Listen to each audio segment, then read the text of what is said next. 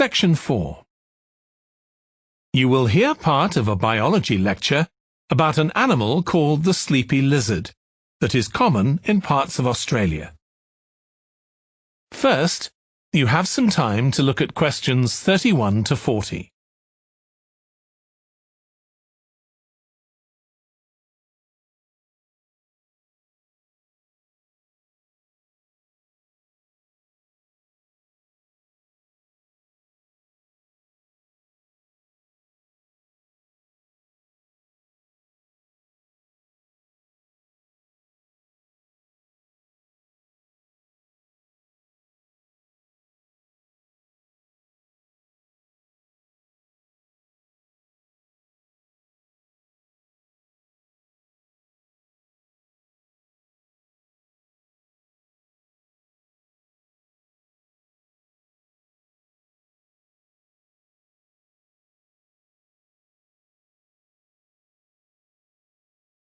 Now listen carefully and answer questions 31 to 40.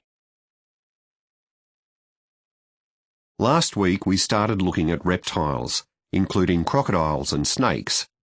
Today, I'd like us to have a look at another reptile, the lizard, and in particular, at some studies that have been done on a particular type of lizard whose Latin name is Tiliqua rugosa. This is commonly known as the sleepy lizard, because it's quite slow in its movements and spends quite a lot of its time dozing under rocks or lying in the sun. I'll start with a general description.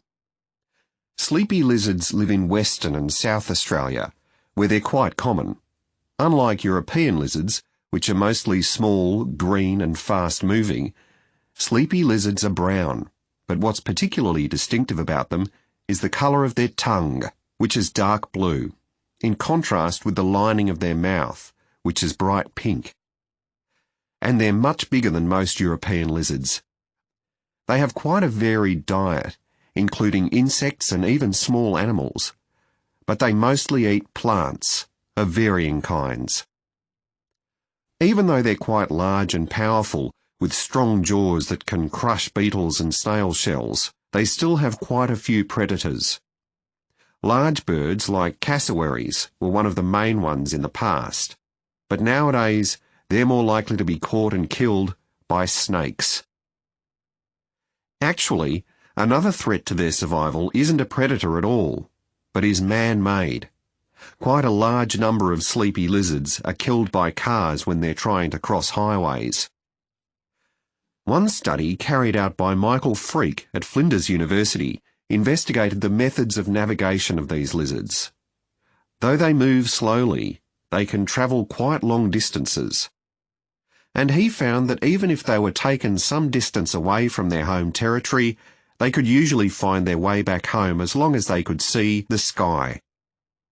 They didn't need any other landmarks on the ground.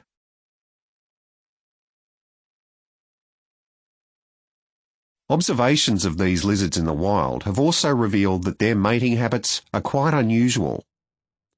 Unlike most animals, it seems that they're relatively monogamous, returning to the same partner year after year. And the male and female also stay together for a long time, both before and after the birth of their young.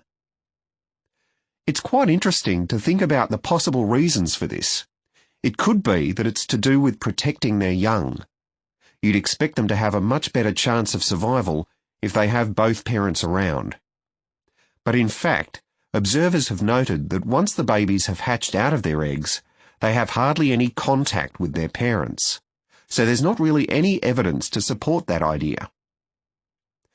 Another suggestion's based on the observation that male lizards in monogamous relationships tend to be bigger and stronger than other males.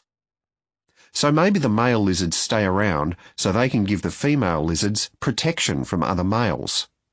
But again, we're not really sure.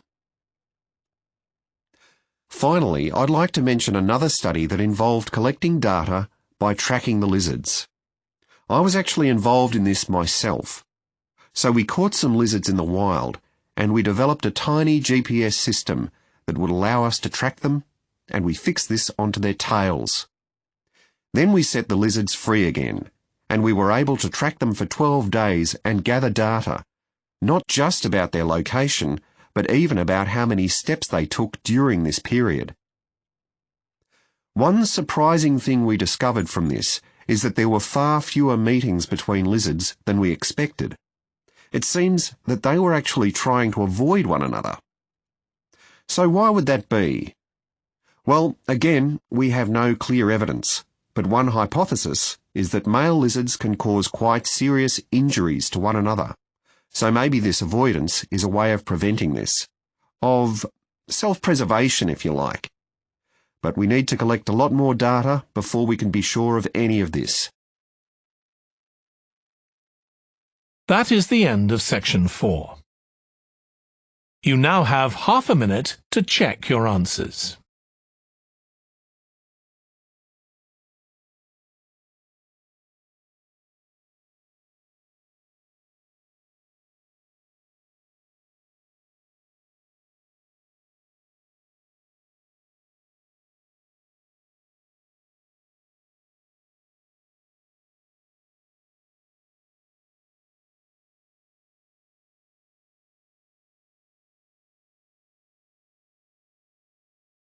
That is the end of the listening test.